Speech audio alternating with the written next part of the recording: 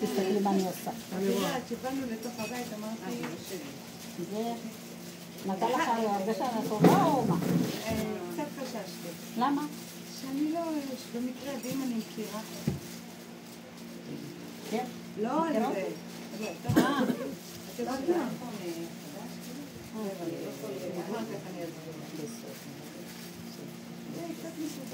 לא, היינו בסוף במקום אחר. כן, כן. אבל יענב. רוח 15, אז הוא לא יכול...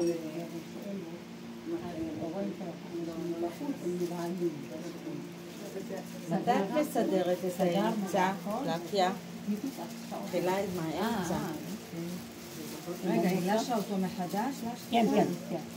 עכשיו אני עושה. למה ישרת האמצע? רגע, חצי. אני שואלת, מה קרה? היא מסבירה. ברור שאני מחכה.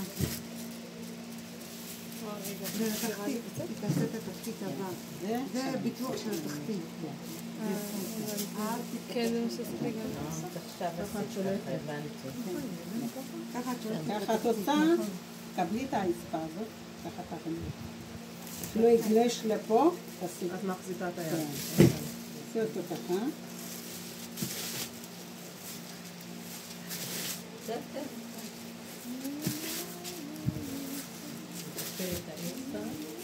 ולתמוך ביד שמאל. כן.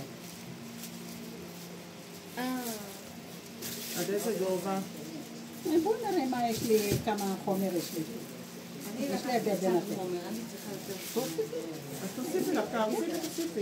לא, זה ללוש מההתחלה. לפי הטכניקה שלה זה ללוש מההתחלה. כמה הדופן של הקיר? סנטימטר? חצי?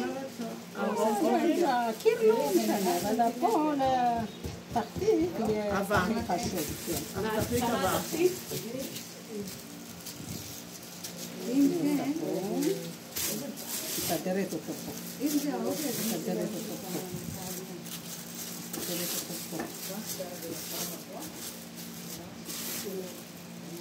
אין לך למה? יש לך מהם. לא, לא, זה חסר לי. פה גובה יש לי, פה חסר לי. אני עושה ככה. משווה אותו.